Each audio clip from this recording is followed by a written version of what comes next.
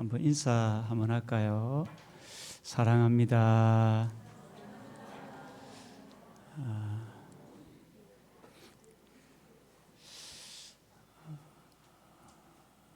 언젠가 겨울에 문득 길을 가는데 잎도 떨어져 있고 과일도 없는, 열매도 없는 과일나무를 본 적이 있습니다. 참 누가 봐도 참 초라하게 보였는데 가을이 되니까 그 초라했던 과일나무에 잎이 돋아나고 열매가 맺힌 장면을 보면서 참 아름답구나, 그런 생각을 했던 적이 있습니다. 가끔 우리 인생도 어떤 면에서 잎도 떨어져 있고 열매도 없는 과일나무처럼 내 인생이 왜 이렇게 초라할까? 내 인생이 왜 이렇게 볼품이 없을까? 그렇게 느껴질 때가 있습니다. 그런데 어느새 나도 모르는 사이에 나의 삶 가운데 아주 아름다운 열매가 맺혀 있는 것을 발견하게 됩니다.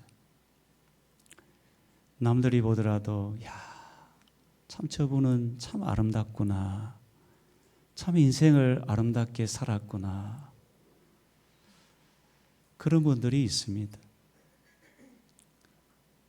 여러분의 인생 중에도 아마 처음 시작은 남들에게 내세울 것 없는 초라하고 가난한 삶으로 시작한 분도 있을 겁니다. 여러분의 인생 마지막 끝은 참 아름답고 복된 인생 되기를 주님의 이름으로 축원합니다. 오늘 본문을 보면 어떤 면에서 요즘으로 이야기하면 흙수저로 태어난 한 사람이 그야말로 금수저로 바뀌는, 그 끝이 아름다운 인생으로 변화되는 한 사람이 등장합니다. 그 사람의 이름은 엘리야입니다. 성경은 이 엘리야를 아주 간단히 소개합니다. 열왕기상 17장 1절에 보면 길르앗에 우거하는 디셉 사람 엘리야, 요즘으로 표현하면 남들 앞에 내세울 것 없는 무명의 사람 엘리야, 이런 뜻입니다. 그의 인생 시작은 초라하고 볼품이 없었습니다. 아마 여러분 인생 시작은 좀 어때요? 금수저로 태어난 분 계세요? 목사님, 저는요 흙수저 아닙니다. 입에 금을 물고 태어났습니다. 혹시 그런 분 있어요?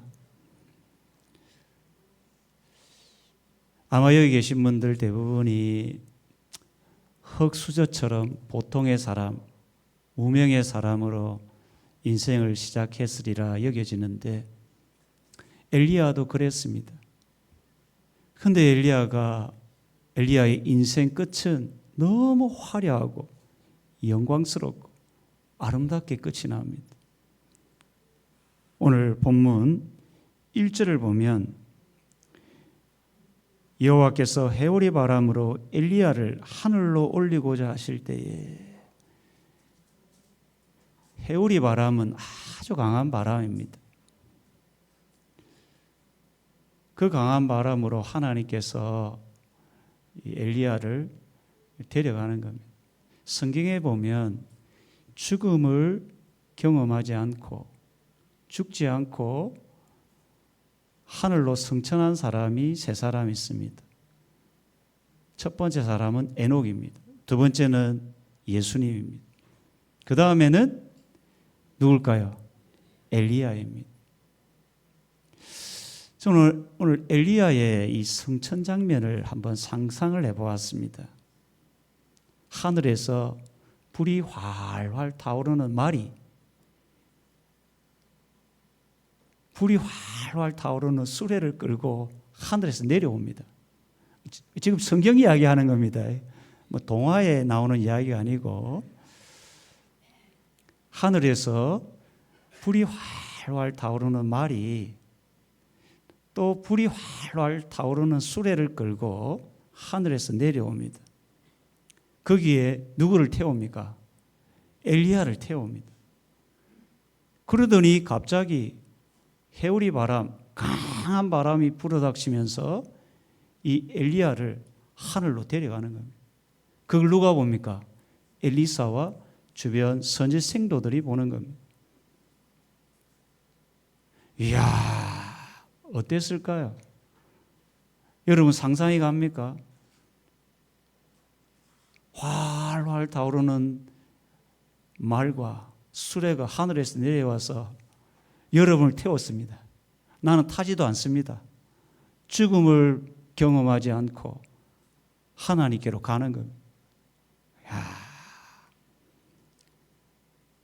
엘리사의 인생 시작은 남들 앞에 내세울 것 없는 무명의 사람으로 시작했는데 그의 인생 끝은 너무 화려하고 영광스럽고 모든 사람이 흠모할 만한 모습으로 인생이 끝나는 겁니다. 여러분의 인생 시작도 남들 앞에 내세울 것 없고 초라하게 느껴질 때가 있겠지만 여러분의 인생 끝은 아름답고 영광스러운 여러분의 인생이 되기를 축원합니다. 우리의 인생의 끝이 아름다우려면 어떻게 해야 되는가? 저는 세 가지를 여러분 전하고자 합니다. 첫 번째, 인생의 끝이 아름다우려면 끝까지 하나님 말씀을 순종해야 합니다. 여러분, 하나님 여러분을 사랑하십니다. 여러분의 인생이 아름답기를 원하시는 겁니다. 그 하나님께서 여러분 각자에게 주시는 말씀이 있다는 겁니다.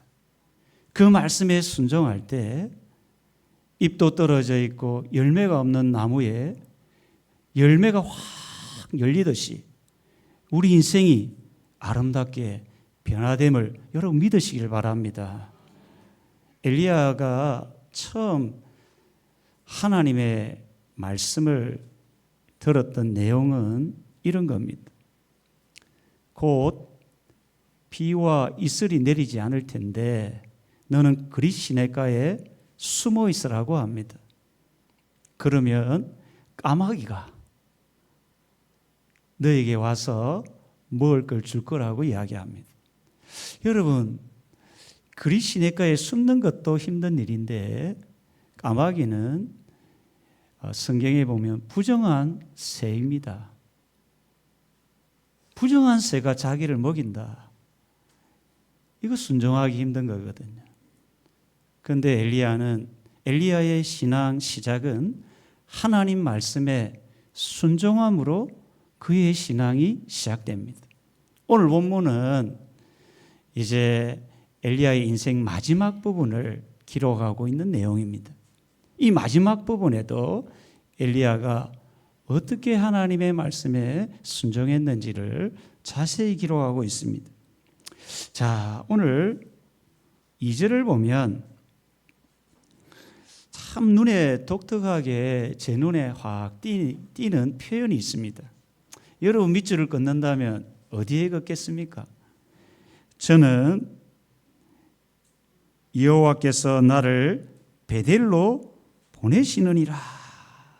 여기에 저는 오늘 빨간 펜으로 표시를 했습니다. 다음에도 이 구절을 좀 묵상하려고요. 이 엘리야가 길갈에 가고 길갈에서 이제 베델로 가는데 자기가 가고 싶어서 간 게 아닙니다. 하나님이 가라고 하니까 갔다는 표현입니다. 그리고 또 4절에 보면 여러분 4절에서도 여러분이 밑줄을 긋는다면 어디에 긋겠습니까? 저는 여호와께서 나를 여리고로 보내시느니라. 여기에 또 빨간 펜으로 표시를 했습니다. 이 엘리야가 여리고로 간 것은 자기의 뜻 의지가 아니었습니다. 하나님이 가라고 해서 가는 겁니다. 그리고 6절을 보면, 여러분 6절에도 어디에 밑줄을 긋겠습니까?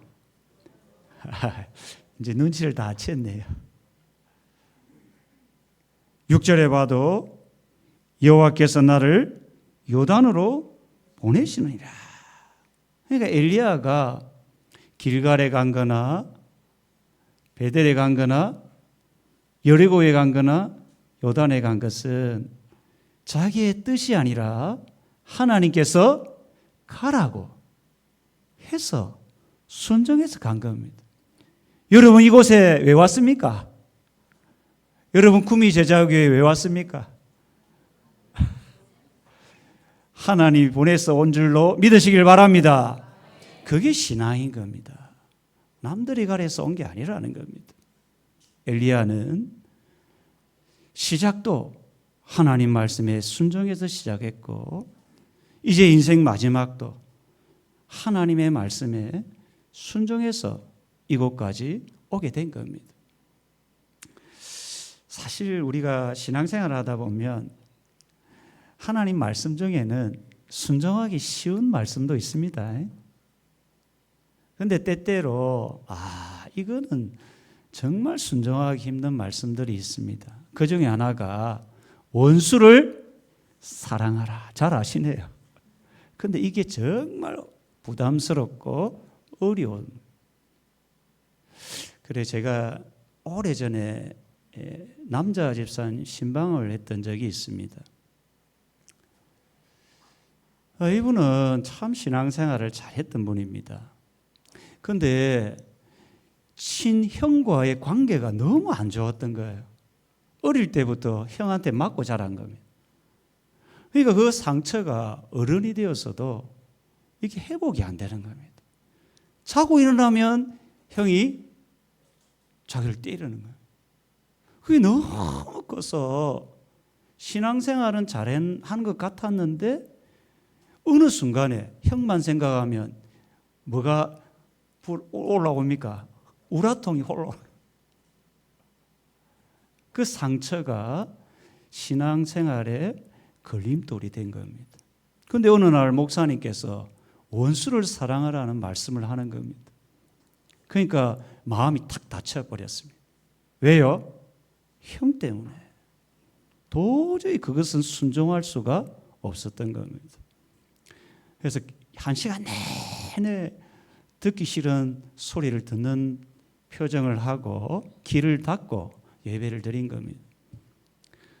그리고 이제 집으로 가는데 이제 차를 딱 타고 가는데 마음에 자꾸 소리가 들린다. 원수를 사랑하라. 그래 앞을 보고 뒤를 봐도 차 안에는 아무도 없는데 귀에서 쟁쟁 걸리는 겁니다. 원수를 사랑하라. 아무리 봐도 아무도 없는데 자꾸 귀에 쟁쟁거리는 겁니다. 그날 저녁에 잠을 자는데 꿈을 꾼 겁니다. 꿈에서도 원수를 사랑하라. 이게 미칠 지경인 거예요, 이분이. 그때서야 이분이 깨달은 겁니다. 이 하나님이 자기에게 하시는 말씀임을 깨달은 겁니다. 자기는 너무 그게 부담스러웠어요. 한평생 자기는 눈에 뭐가 들어갈 때까지요? 흙이 들어갈 때까지 형을 용서 못한다. 난 안 볼 거라고 생각하고 살은 겁니다. 그런데 그 꿈속에서 차 안에서 계속 자기 귀에 울리는 그 말씀을 듣고 그 다음날 정말 원수 같은 형에게 전화를 하고 그 집에 찾아간 겁니다. 뭐라 했겠어요? 형이요, 그 동생을 보고 끌어안고 두 사람이 팍 울었다는 거 아닙니까? 그때서야 이 동생이 깨달았던 겁니다. 자기는 몰랐는데, 자기는 미처 몰랐는데 원수를, 형이 원수처럼만 느껴졌는데 형을 만나고 보니까 너무 사랑스러운 형이 돼 있더라는 겁니다. 성도님 여러분, 우리도 때때로 부담스러운 말씀이 우리에게 다가올 때가 있습니다. 순종하기 힘든 말씀들이 다가올 때가 있습니다. 그런데 여러분, 인생의 끝이 아름다우려면 하나님의 말씀에 순종할 때 여러분의 인생의 끝이 아름다울 줄 믿으시길 바랍니다. 또 하나, 인생의 끝이 아름다우려면 끝까지 사명을 감당해야 합니다. 사명은 하나님께서 여러분에게 맡긴 일입니다. 엘리야가 그 인생의 끝이 아름다워서 있었던 것은 그가 끝까지 하나님께서 맡긴 사명을 감당했기 때문입니다. 하나님께서 엘리야에게 마지막으로 맡긴 사명이 세 가지인데, 하나는 하사엘에게 기름을 부어 아람의 왕이 되게 하는 거고, 또 하나는 예후에게 기름을 부어서 이스라엘의 왕이 되게 하는 거고, 마지막 하나는 엘리사에게 기름을 부어서 자신의 후계자로 삼는 것이었습니다. 오늘 본문은 마지막 사명 중 세 번째, 자기의 뒤를 이어 이 엘리사를 후계자로 삼는 겁니다.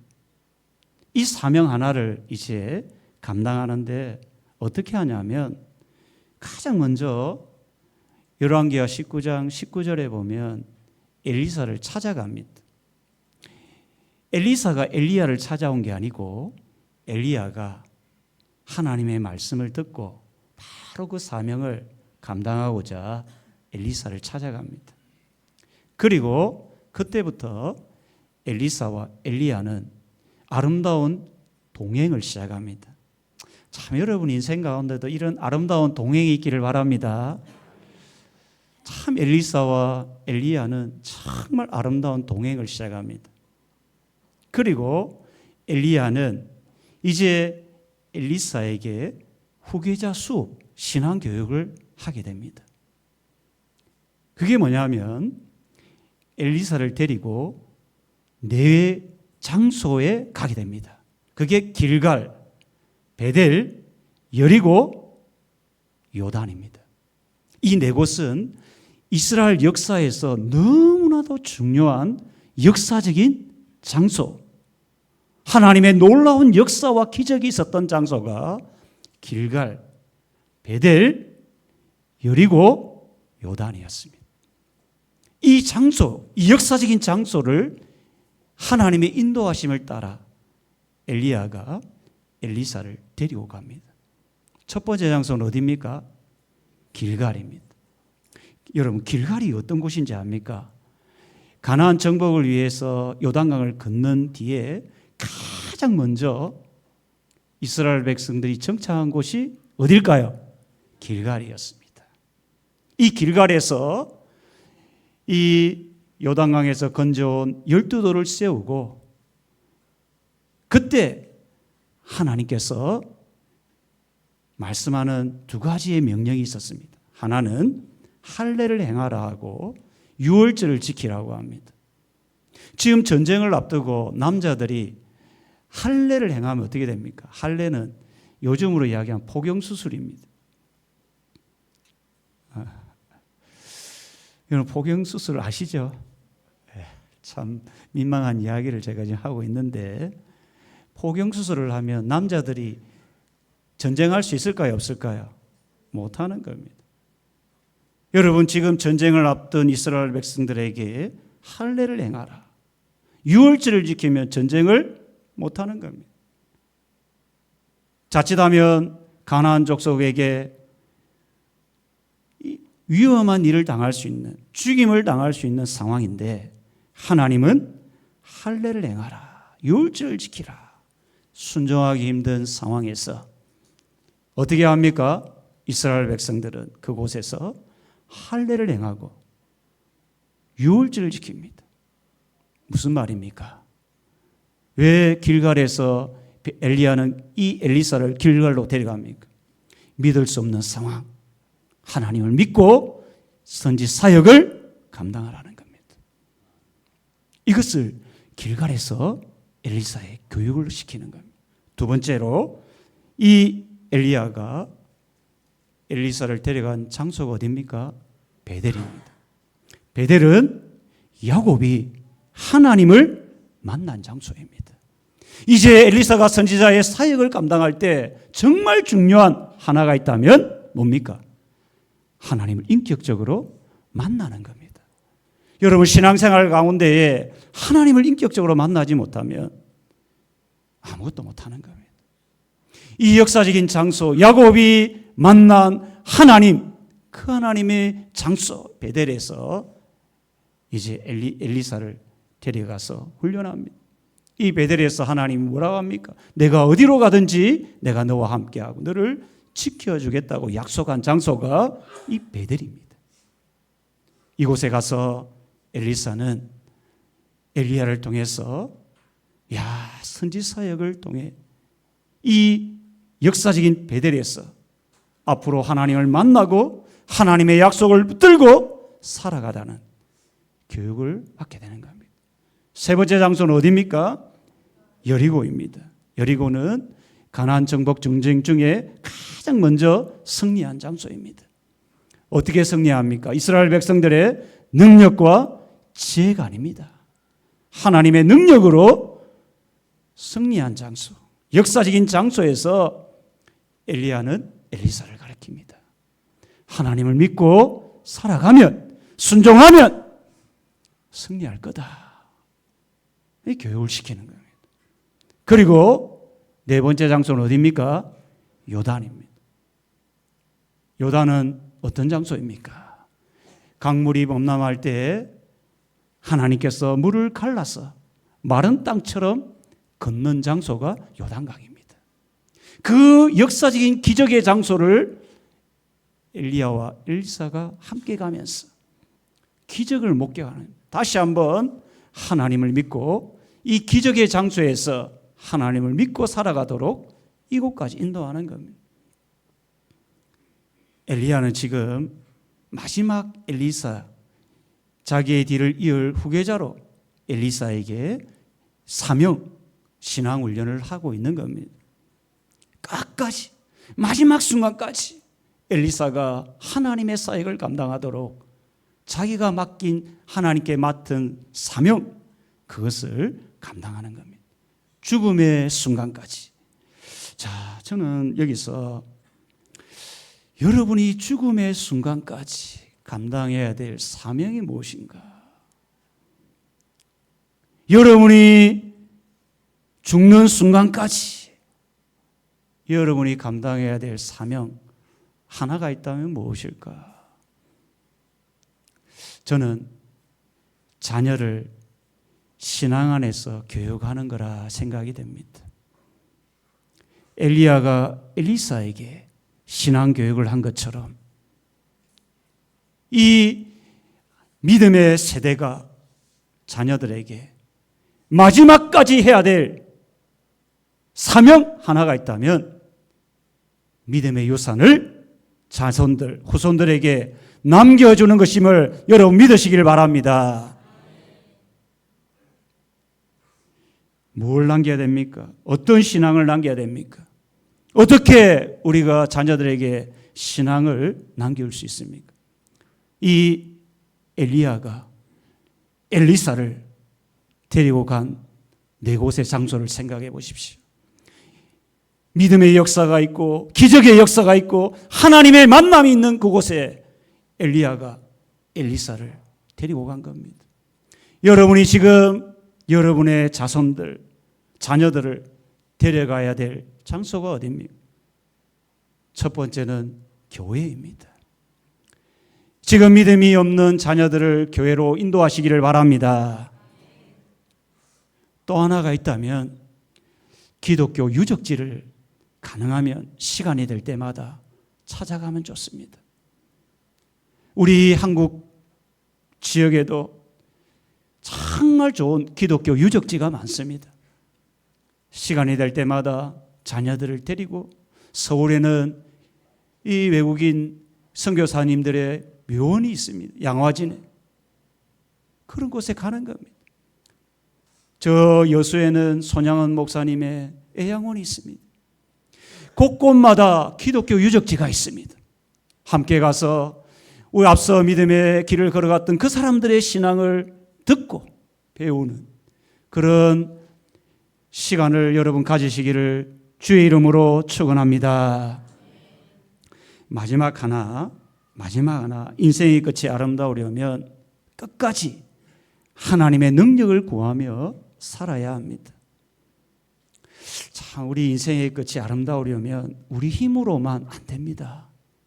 내 능력, 내 지혜로만 우리의 인생의 끝이 아름다울 수가 없습니다.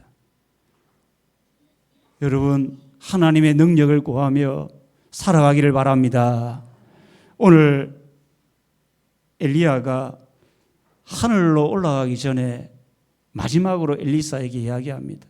내가 내게 무엇을 해줄까? 내게 구하라고 합니다. 그때 엘리사가 엘리야에게 9절에 보면 이렇게 구합니다. 당신의 성령이 하시는 역사가 갑절이나 내게 있게 하소서. 이 갑절은 2배, 2몫입니다.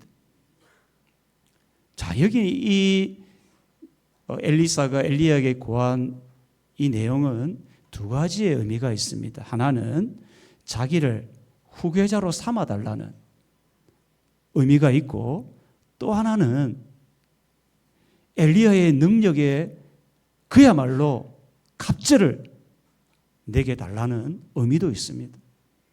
학자마다 이 2개의 의미로 이제 분분한데, 여러분 어떤 것 같아요? 가만히 한번 생각해 보십시다. 지금 이 말을 듣고 엘리야가 뭐라고 합니까? 10절에 보면 뭐라고 합니까? 내가 어려운 일을 구하는도다. 이미 엘리야는 하나님께 들었습니다. 자기의 뒤를 이을 후계자가 누구라고요? 엘리사로. 그래서 엘리야는 엘리사를 만났고 엘리사와 함께 신앙교육을 했고 여기까지 온 겁니다. 그렇다면 엘리사가 과연 후계자가 되기를 구했을까요? 저는 아마 엘리사가 지금 엘리야에게 이 성령의 능력의 갑절을 달라고 구한 것이 아닐까 생각이 됩니다. 왜 그럴까요? 왜 이런 것을 구했을까요? 엘리사는 지금 이스라엘 환경, 영적인 환경을 잘 알았던 겁니다. 타락한 왕과 우상숭배하는 이 백성들의 상황을 알았던 겁니다. 자기 힘과 지혜로는 하나님의 말씀을 선포할 수 없고 그들을 하나님께로 인도할 수 없는 상황임을 알았기에 하나님께 엘리야의 이 성령의 능력의 갑절을 구한 게 아닌가 여겨집니다. 이미 고인이 되었지만 사랑의 교회 옥하는 목사님, 여러분 아시는 분도 있을 겁니다. 그분이 지금으로부터 25년 전에 생을 마감하시고 30년 전에 신학대학교에서 어떤 면에서 고별 설교라는 아주 어떤 강의를 했습니다. 그 후배 전도사들을 앞에 두고 그때 했던 말씀이 뭐냐면, 여러분들이 앞으로 사역할 교회의 환경은 지금보다 2배, 3배, 10배만큼 힘들다. 사람들의 마음은 더 강팍해지고 목회 현장은 더 힘들어질 테니까 여러분들이 지금 해야 될 것은 이 엘리사가 구한 것처럼 성령의 능력의 갑절을 구하라고 이야기했던 이 말씀이 제 귀에도 생생하게 들려요. 제가 몇 번을 그 옥하노 목사님의 설교를 들었던 기억이 납니다. 제가 어떻게 교회를 섬기겠습니까? 저도 엘리사처럼 구합니다. 시간마다 하나님이여 성령의 능력을 갑절로 내게 주옵소서 구하는 겁니다. 여러분도 마찬가지입니다. 여러분의 가정, 직장, 삶, 자기의 능력으로, 여러분의 지혜로 감당이 어렵습니다. 여러분도 엘리사의 마음처럼 구해야 됩니다. 하나님이여 나에게 성령의 능력을 갑절로 주옵소서 구하시기를 바랍니다. 우리의 힘으로, 우리의 능력으로 우리의 인생의 끝이 아름다울 수가 없습니다. 수시로 다가오는 유혹과 수시로 다가오는 이 고난의 현장 속에서 우리의 인생의 끝이 아름다울 수 있다면 여러분도 수시로 하나님이여 엘리사처럼 구합니다. 나는 연약하고 부족합니다. 나의 인생은 초라하고 부족하지만 주여 나에게도 성령의 능력을 갑절로 주옵소서. 그것이 필요한 시대입니다. 여러분, 자녀들을 어떻게 돕겠습니까? 여러분, 인생 가운데 구할 게 있다면 엘리사처럼 하나님이여 나에게 성령의 능력을 갑절로 주옵소서. 내 인생의 끝이 아름답기를 원합니다. 더 이상 죄만 짓다가 살아가는 내 인생이 아니라 하나님이여 죄의 권세를 뿌리치고 하나님의 뜻을 이루어가며 하나님의 말씀에 순종하며 살아가기 위해서 나에게도 성령의 능력의 갑절이 필요합니다. 주여 부족한 영혼에게 성령의 능력을 갑절로 주옵소서. 구하며 살아가는 우리 모든 성도님 되기를 주의 이름으로 축원합니다.